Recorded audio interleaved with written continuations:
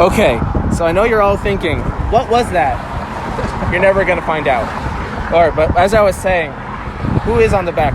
So this is what's so great about this pack of cards. So I don't know if you know this. You know, I'm an avid memorabilia collector. Right. I have every team set, but I have 2 packs of unopened sets going back to like 2001, basically. So you already have this. Well, I'm getting to this.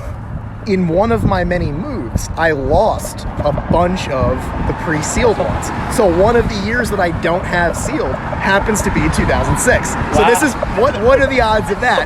But here's what's so great about this pack. So yeah, it's unfortunate that they put A-Rod at the beginning of this one, because as any true Yankee fan would tell you, we fucking hate A-Rod. Right. But, so obviously Jeter's in here. Jason Giambi, the Giambino, right? Matsui, Masada. That's a nice plane goes overhead. Cano. Here's where it gets really fun, though. Oh, yeah? Gary Sheffield, for that short-lived time. Obviously, Mariano Rivera. Randy Johnson. Oh, right? Unit. Yeah, exactly. Sean Chacon. Remember that? Blast from the past. Mike Mussina, obviously.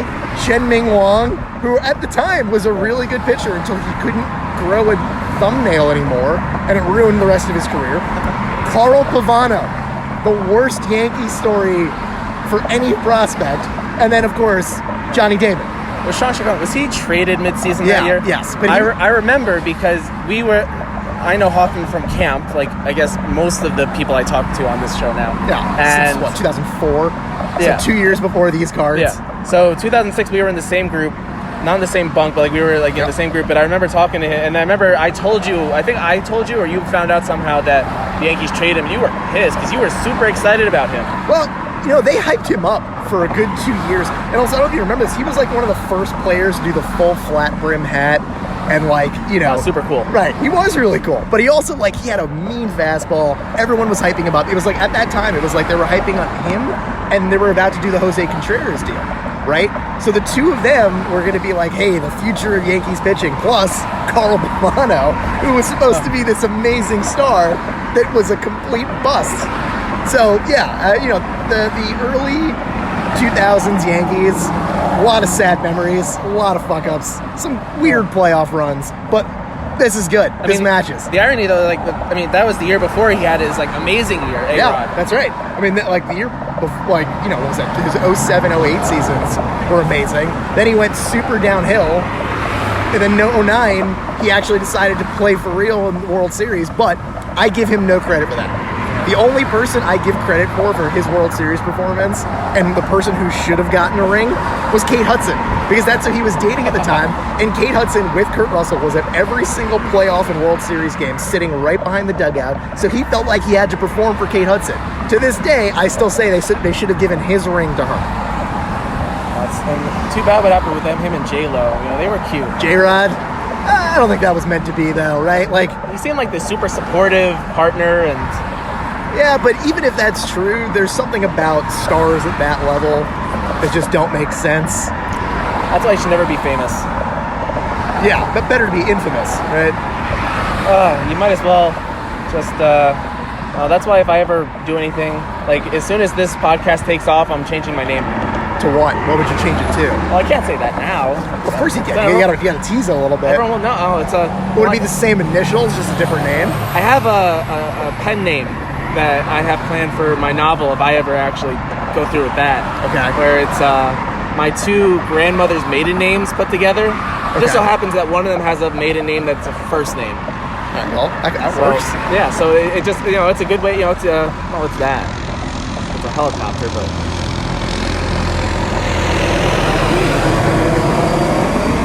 Doing something important, I'm sure.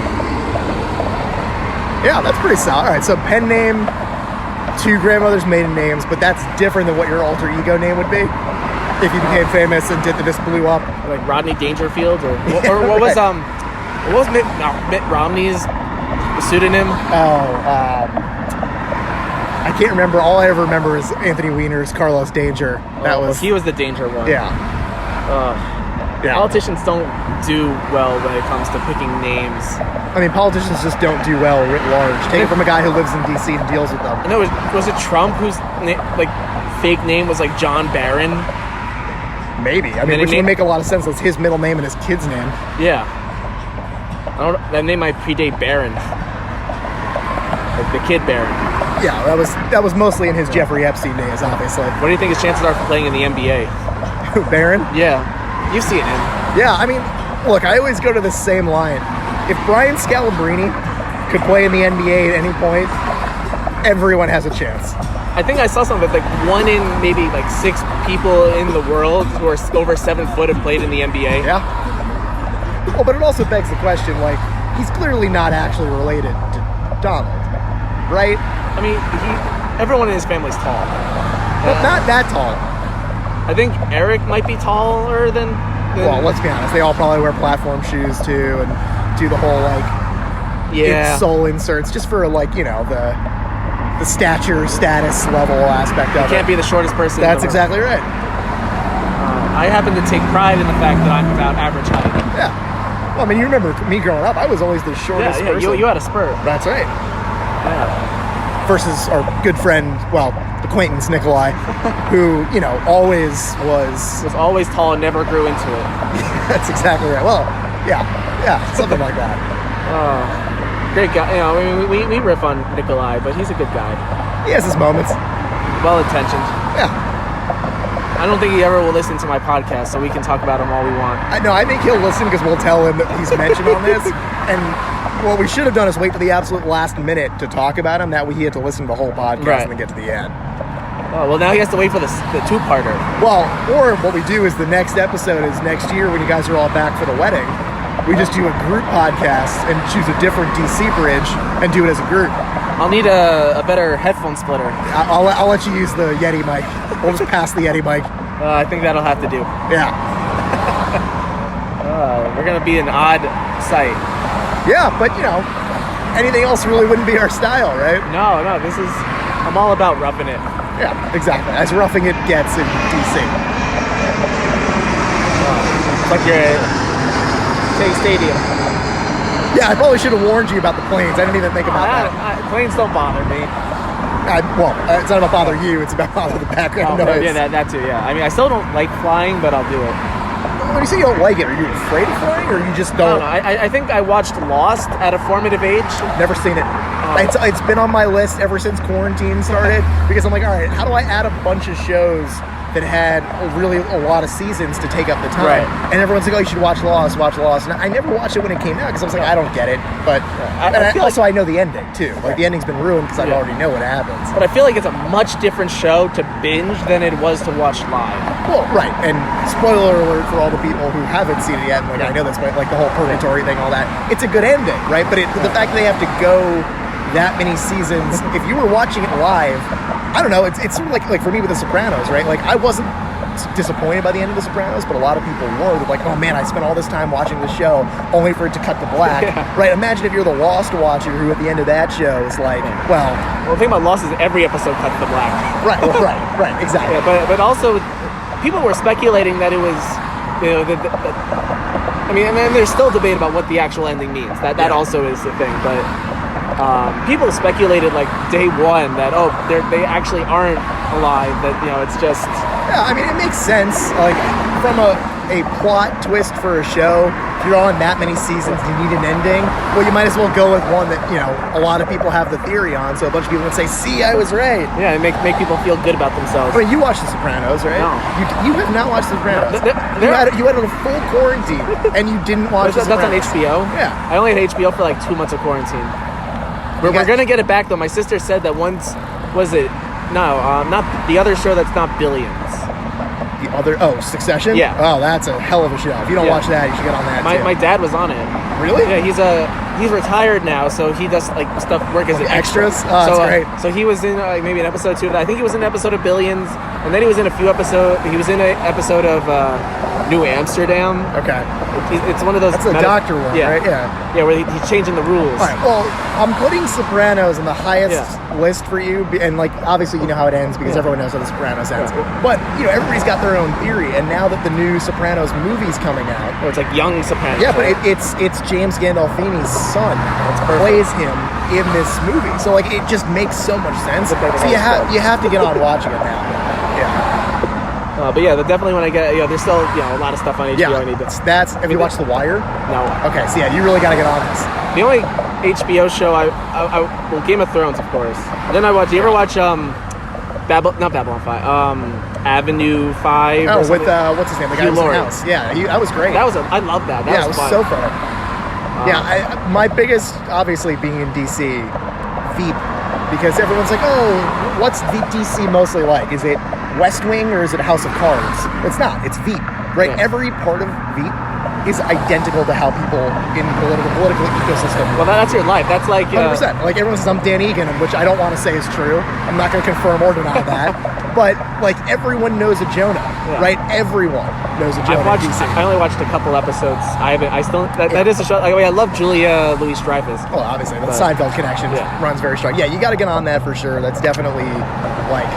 For those who don't know, Hoffman does work in politics. I do. Yes. I feel like I'm a good swan preacher, though. Not the bad kind. I promise. I mean, you throw a rock in DC, you're going to hit someone who works in politics. Pretty much.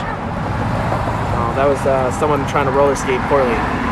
Over a bridge, which, imagine trying to roller skate and over a bridge while doing a podcast. That's even harder. Well, to be fair, though, this is not an awful bridge. I mean, yes, they're you're right by 2 lanes of traffic, but it's not like you've been over the New York City bridges. Sure. Yeah. I mean, imagine trying to rollerblade down the Queensboro Bridge or on New York City bridges. Nothing. On the Triborough Bridge. No. The Triborough Bridge is awful just to walk across. Yeah. Well, let alone drive across any of these. But I mean, at least in some of the DC bridges, you get like real views. So like, obviously, this one on that side, we got Georgetown, Kennedy Center that's over there. Here, I'm gonna take a picture. This is always a crapshoot. Does it stop recording when you when it's on video? I'm pretty sure it's gonna the camera open on the camera on regular. Right. So I'm gonna take a picture of Hoffman. And then So I mean, Hoffman's like nose and this is what it looked like. Perfect. That's perfect. Beautiful. But I mean, if you look out on that side, you got Georgetown, Kennedy Center. Right. All of Arlington is on that side. You keep going that side, that's where Arlington Cemetery is. Right. But you go across the other way, right? You got the Air Force Memorial over there. Cross the bridge back on this side. You got the rest of the Potomac, which is beautiful, except for the water. Just don't look at it. But then on this side, The river's great except for the water. Right. But then Washington Monument, and then the Lincoln. I mean, It's a great view for what a view. every direction. Right. Again, it's no New York City bridge, but for what you got here in DC, I'll take it. Yeah. I don't care much for Georgetown. They rejected me. Yeah, well, as a person who went to American, I'm not supposed to like any of the other schools. Look, is it a beautiful campus? Yes. I did not apply. I did not want to go to Georgetown. I really only wanted to go to American, right? GW was considered kind of like the NYU of DC. I didn't want that coming from New York. Georgetown, way too stuffy. Catholic University, for obvious reasons, that wouldn't be a good fit for me. And then, American just seemed like the right fit. It had a campus. It had everything. It was kind of perfect, right? So it worked out. When I was applying to schools, I loved the stuffiness. I applied to. Well, you went to Emory, so Well, yeah, that's also method, like we talked about earlier. Yeah. Not as. I mean, technically, the Jesuit, right? That's right. Yeah. I mean, I remember Georgetown. They make you take one theology. It didn't matter what theology. They made you take one. That's Emory right. didn't do that. I did take some when I was at Emory, which was fun. But yeah, I was looking at like the top. I didn't have a very good guidance counselor, and I was the firstborn, so I was the guinea pig for everything for my parents. Yeah, it makes sense. So, but yeah, Georgetown was like, oh, that's a good school. I should go there. Yeah. I was a good student. I wasn't top of my class good. Yeah. And I mean, Emory's a oh no, yeah. That's Oh yeah, but yeah, I lucked out. Yeah. All these schools probably like 10% acceptance rate. So I guess statistically I should have gotten to 1, and I did. Well, you got to think nowadays, post-COVID stuff, that might change, right? I mean, you got to think if now more stuff is moving online, they can probably start accepting more kids and just have them do all online stuff and not have to worry about the capacity issues, right? I mean, granted, it's bad for the professors; they have to keep up with all that. But you got to think for the schools, they might do that. Yeah, Wouldn't shock me. Yeah, I don't know if they're gonna do I remember there was one baseball in America. There was that I really want to take, but always filled up. Yeah. And I wonder now they'll do Was it taught by Ken Burns? Probably. That would have been amazing. No, I don't think so. But there was always a super long waiting list for that class, and you wonder if now would they have an in-person segment, then for all the overflow you can take it online or just go to a game.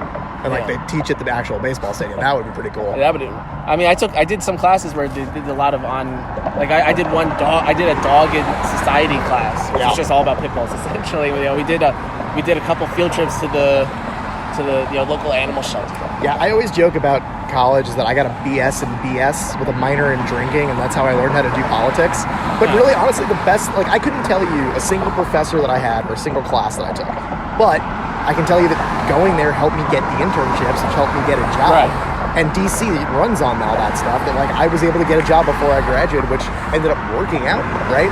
But like that, again, class-wise, couldn't tell you. Yeah, I learned how to drink. That was my thing important. was that I was a creative writing major and a history minor, Right. both of which had very little prereqs for what it came. Like I had to take 11 classes for the creative writing and 6 for history, Right. Which is not that many classes over in the grand scheme of things. When like if I was a bio major, I probably my days would have been packed every day.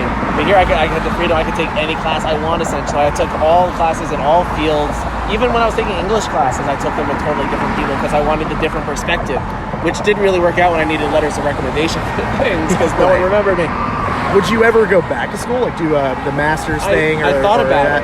Like I was thinking about doing like during last June.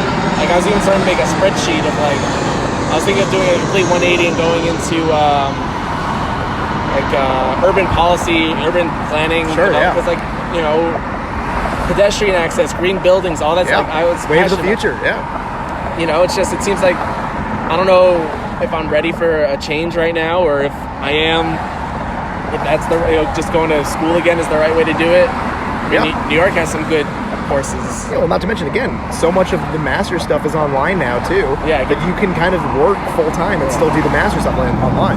Yeah. And that's a huge game changer post COVID. Like you gotta think, like there's a lot of bad things that came out of COVID, Yeah. but that really could be one of the good things that There's came out. silver linings. Yeah, no you question. gotta find the positives. Yeah, exactly. You want to put their cards in the bag? Oh yeah, that'd be great. Yeah. I'll take those back. Thank you. I'll make sure to give them back. Yeah, cool.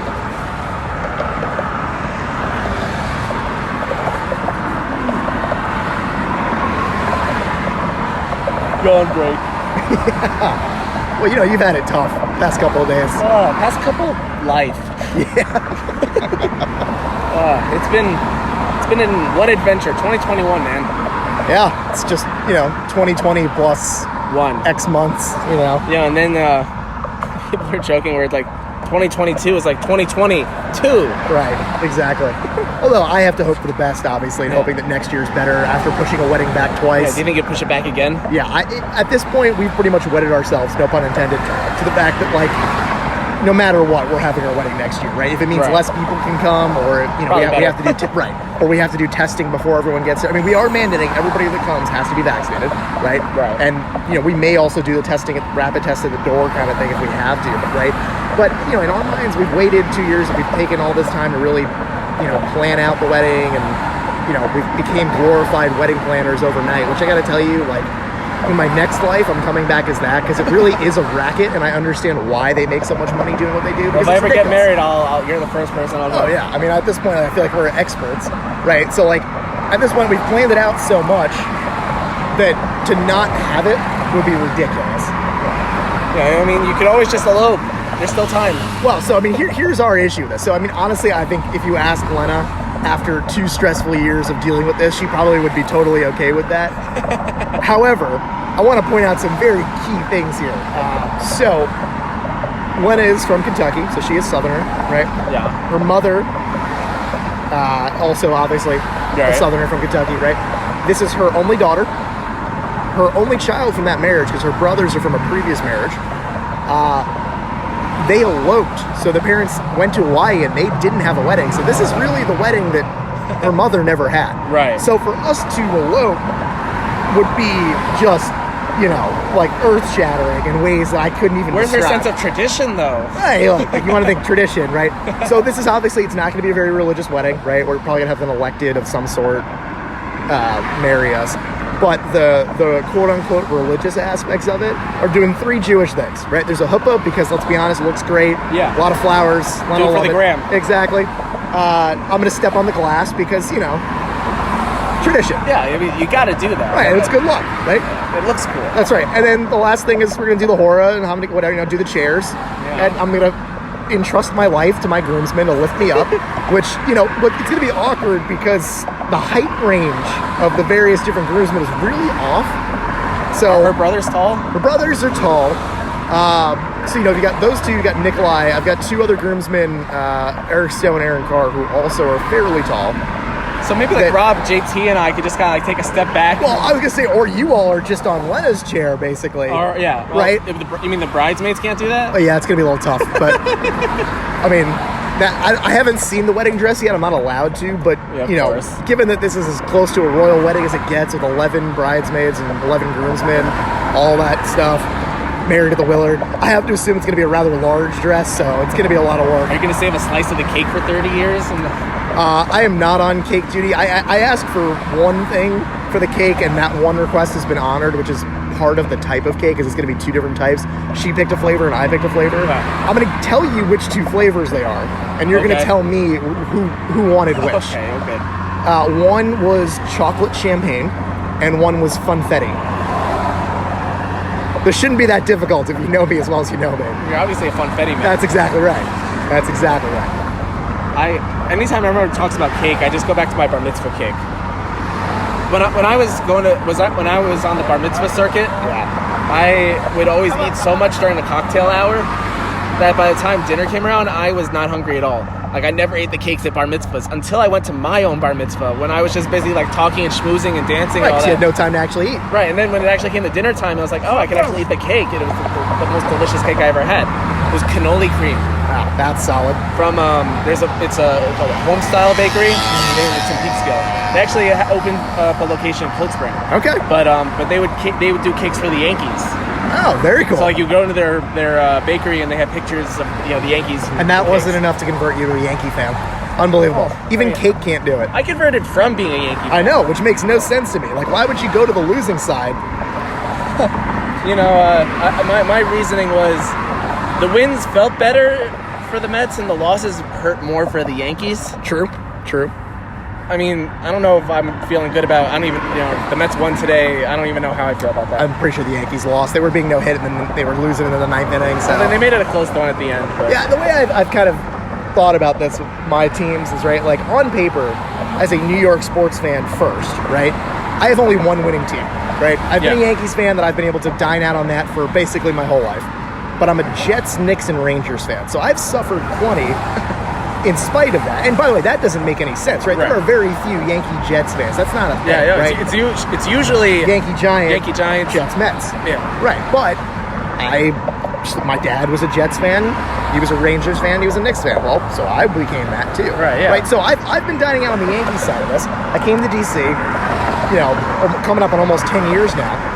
So, we've gone to a bunch of Nats games, became a season ticket holder the year they had the All-Star game here, literally just so we could go to the All-Star game, but ended up sticking with it because, frankly, it was a chance to go to a bunch of games. We were near there. And then little did we know that was going to help us get postseason and World Series tickets. And then we ended up being here for all the World Series and all that stuff and got to go to all the games, which was a dream come true. So not only do I get to check off the All-Star stuff, which was a huge bucket list thing, but then to check off the World Series stuff and playoffs and all that. I mean, talk about a massive baseball bucket list thing happen in 2 years. It's amazing. Baseball-wise, you've had it pretty good. Oh yeah, no question. No question. I can't complain on that. I will complain about every other sport, but I would never complain about the baseball side. The other teams have a chance, I think, but Not a chance. I mean, the Knicks are going to be better, but still not going to be as good enough to win the East. The Rangers keep getting better and drafting and doing better, but who knows? And let's be honest, the Jets, who can trust them? I mean, maybe Zach Wilson's the next best thing. Maybe he's not. More likely than not, given our quarterback problems since Joe Namath, more likely than not he's not. And I'm a fake Islanders fan. A fake Islanders fan. I'll check out their scores when I'm on the ESPN app, but I've been to a couple games. But and I know they've been doing well. The last few years they've gone to the they've lost to Tampa twice in the that's right. conference finals. That's right. So there's the chance for them, but I'm not rushing to go get tickets. Yeah, I don't blame Especially you. now that they're not playing in the city anymore. Yep, I don't blame you. Yeah. Oh, is it worth going to that side? Well, let's see the time it is. 5:40. It's probably not that bad. We'll keep going for a little bit. At least the weather held out today. I mean, like, it was hot, but... Yeah, but you got lucky. It's DC weather this time of year. It could still be in the 100-degree humidity garbage time. Or it could be fall already and be starting to get cold at night. And honestly, you got lucky. Yeah, I'm very great. I mean, tomorrow might be a little bit of a crapshoot, but... Right. Yeah. But they, you know... I'm not going to melt if it rains. Right. So, I mean, how many times you do these tours and you have the Lincoln Memorial right there next to you? Right to that. That's pretty great. Yeah, this is not bad. You know, they got some nice, okay bridges here. Yeah, not bad. No. Oh, no. That's, it's always nice with good company. That's exactly right. Couldn't have said it better myself. You just want me to come back. That's exactly right. Yeah, see, I told you, my secret diabolical plan is eventually I'm going to get a bunch of you to move here. First of all, it's because it's going to be cheaper than New York. And second of all, because... That's not hard. Well, I think what's going to convince you all is you're all going to come here for the wedding. You're all going to meet a lot of people, have a great time, be merry, and be like, I don't want to leave. I mean, if you can get, like, Joe Biden to officiate your wedding... sorry. That would be awesome. Does he do weddings? I mean, he's the president. He does weddings, bar mitzvahs, funerals, you know. If you could, Birthday parties. Then we'd really know you know a guy. Oh, exactly. No, that'd be awesome. I would love that. Obviously, not holding my breath on that one. Can Barack still do it? Last I heard, you know, for paid speeches, they're making millions of dollars on paid speech and stuff. God only knows what it would take for a 15-minute ceremony. I mean, I can only imagine what a funfetti cake costs, so that's probably where all your budget's going. Exactly. I mean, don't get me wrong, it's going to be very upscale funfetti cake. It's going to be made by the Willard, because that's where we're having it, but you know. The finest funfetti exactly. one could buy. Bring me the finest funfetti in all the land.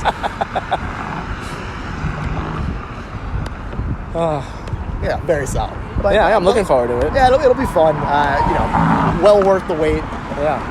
You know, obviously, I think I told you this last time.